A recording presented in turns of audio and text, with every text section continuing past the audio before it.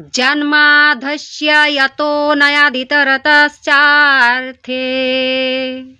स विज्ञः सुराटः तेने ब्रह्महृदयादि कवये मुहन्ति यत्र सूर्यः तेजोवारिमृदां यथा विनिमयो यत्र त्रिसर्गो मृषा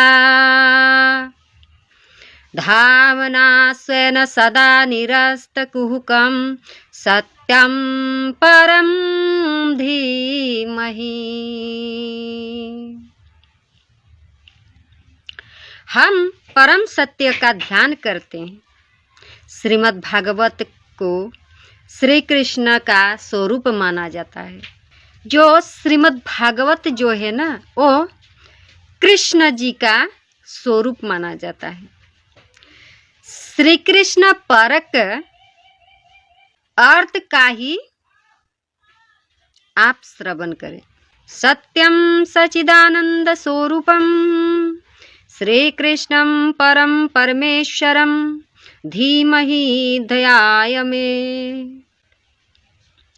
सत्य का अर्थ श्री कृष्ण इसलिए है क्योंकि श्रीमद् भागवत में भगवान श्री कृष्ण को ही सबसे अधिक सत्य सत्य कहकर पुकारा है। सत्य का अर्थ क्यों श्री कृष्ण है? सत्य सत्य कहकर श्रीमद् भागवत में पुकारा गया है, इसलिए श्री कृष्ण भगवान जी का स्वरूप श्रीमद् भागवत है। गोविंद जब देवकी माँ के गर्भ में आए तो सब देवताओं ने भगवान श्री कृष्ण की स्तुति भी कहा, केवल सत्य सत्य कहकर ही पुकारा। जब मैया देवकी मैया के गर्भ में जब कन्हैया जी आए, गोविंद जी जो हम गोपाल लड्डू गोपाल कहते हैं, श्री कृष्ण भगवान, तब सब ने मिलकर सत्य सत्य कहकर पुकारा। सत्यव्रतम सत्यपरम त्रिसत्यम सत्यस्य योनियम निहितम च सत्ये सत्यस्य सत्यमृत सत्यस्य नेत्रम सत्यात्मकं तयां शरणं प्रपन्नाः। तो देवताओं ने भगवान श्री कृष्ण को ही बार बार सत्य सत्य कहकर पुकारा। सब देवता ने मिलकर, जो देवता लोग थे सब मिलकर, इसलिए सत्य स्वरूप श्री कृष्ण जी का ध्यान करते हैं। भगवान श्री कृष्ण कैसे हैं? जन्माधस्य यतः अधस्य जन्मादिकार रहितस्यापि यात्यः यत्र वसुदेव गृहे जन्म। जो भगवान अजन्मा है, भगवान का कभी जन्म नहीं होता है। जो भगवान अजन्मा है, आदि अनंत से परे हैं, ये परमात्मा भक्त को परमानंद प्रदान करने के लिए वसुदेव जी के घर में प्रकट हुए। तो लोग कहेंगे देवकी मैया के गर्भ से कैसे जन्म हुआ? भगवान पहले कारागार था ना, जहाँ पर देवकी मैया वसुदेव को रखा गया था, वहाँ पर चतुर्भुज रूप में प्रकट हुए कृष्ण भगवान। जब प्रकट हुए तो सबने मिलकर भगवान का स्वागत किया, और जो सैनिक था ना कंस का, तो वो सब मूर्छित होकर गिर पड़े। किसी को कोई ठिकाना ही नहीं कि देवकी मैया के गर्भ में कृष्ण भगवान आने वाला है और चतुर्भुज में हैं। जैसे ही चतुर्भुज में सुदर्शन लेकर, जो सुदर्शन चक्र होता है, भगवान प्रकट हुए, सब मूर्छित, किसी को कुछ भी तनिक भी झनक भी नहीं लगा। आप कहेंगे वसुदेव जी के घर में जन्म हुआ ही नहीं था, वरन उनका जन्म तो जेल खाने में हुआ था।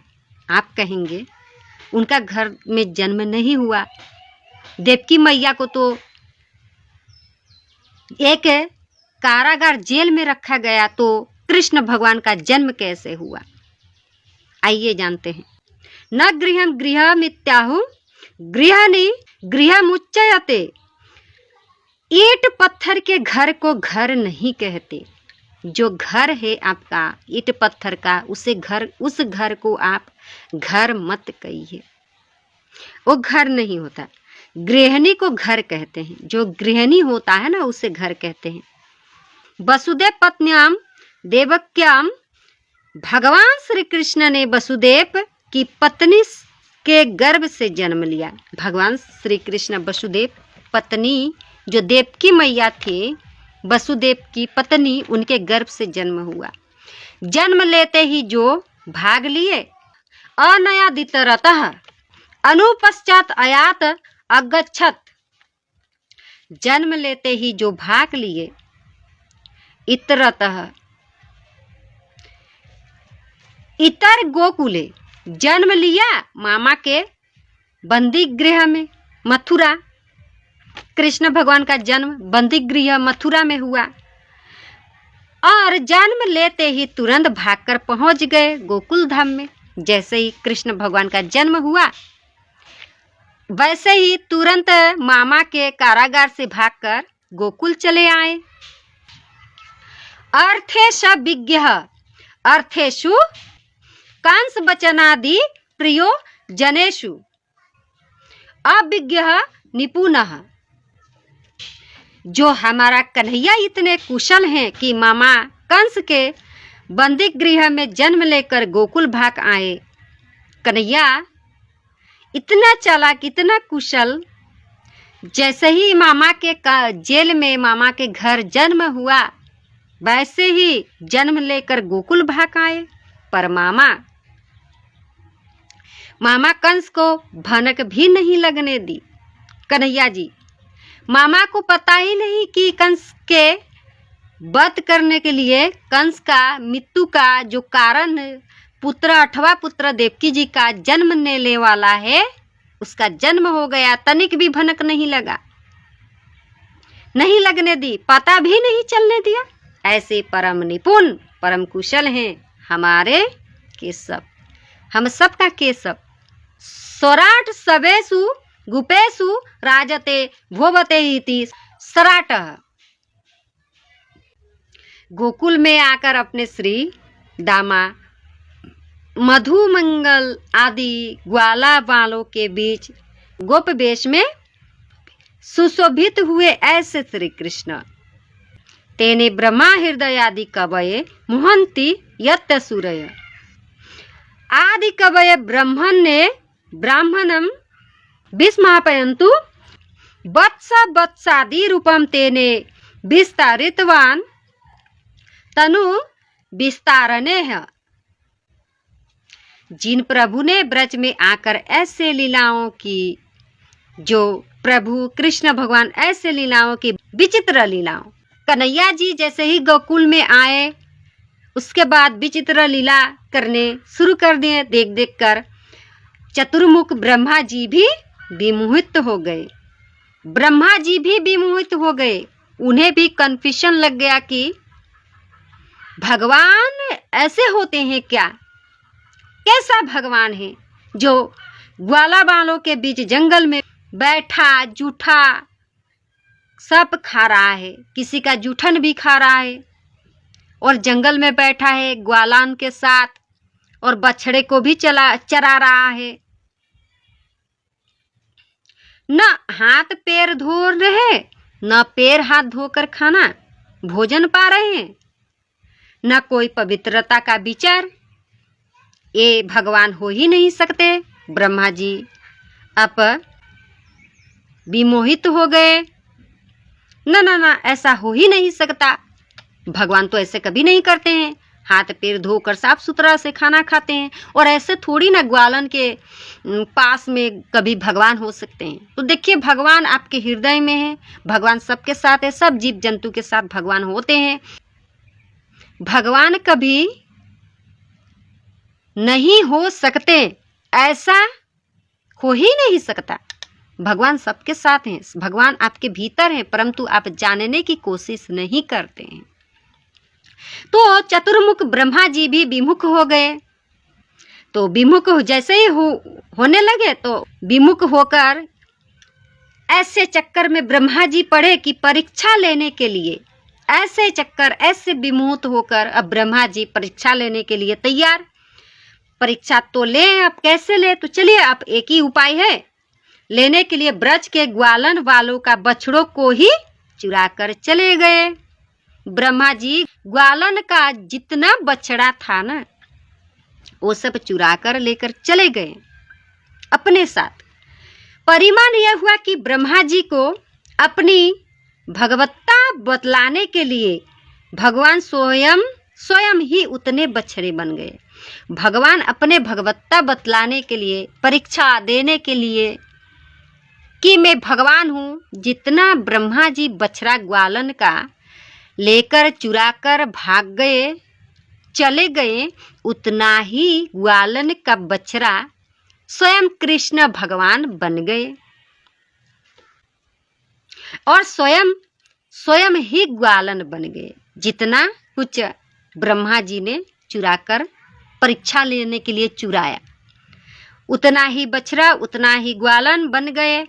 अपने ही स्वरूप को प्रकट करके विस्तृत कर दिया। तेने विस्तारितवान, अपने स्वरूप का विचार करके ब्रह्मा जी को दिखा दिया कि हम ही चुराने वाले, हम ही कपड़े, हम ही खाना, हम ही आपका भोजन, हम ही ग्वालन, हम ही सब कुछ, हम ही बछड़े, हम ही गाय, हम ही गैया चराने वाले, हम ही बनने वाले और हम ही बनाने वाले परमात्मा ही तो इस जगत के अभिन्न निमित्तोपादन कारण है। बनते भी वही हैं, बनाते भी वही हैं। और यही बात वृंदावन में दिखा दी कृष्ण भगवान। दसम स्कंद में वर्णन है, आया है, बछड़े भी स्वयं बने और ग्वाला ही नहीं बने, अपितु अनेक लाठी डंडा भी बन गए, अनेक कपड़े वस्त्रादि भी बन गए। भगवान सब कुछ हैं, स्वयं सब कुछ।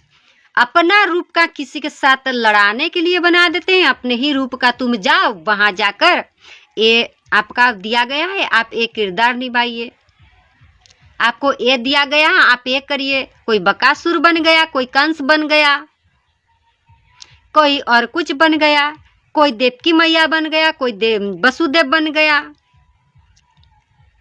कोई बलराम बन गया, परंतु वो सब भगवान का ही रूप होता है। सब भगवान का रूप है। हम भी भगवान का ही अंश, भगवान का स्वरूप का एक छोटा सा, हम भी जीव जो हैं, आत्मा हैं, भगवान का अंश हैं, परंतु हम अपने आप को नहीं जान पाते हैं। विश्वरूप भगवान सब कुछ बनने में समर्थन है। ब्रह्मा जी का मोह भंग किया, बल्कि ब्रह्मा जी का ही नहीं, मुहंती यत्त सूर्य, भगवान के अग्रसर संकर्षण श्री दाऊजी महाराज जी भी कन्हैया की लीलाओं को देखकर मोहित हो जाते हैं।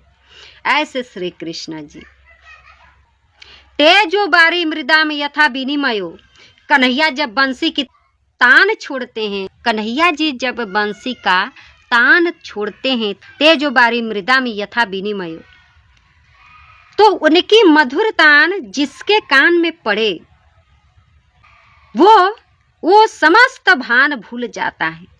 कन्हैया का मधुर तान अगर जिसके भी कान में पड़ता है, वो समस्त भान भूल जाता है।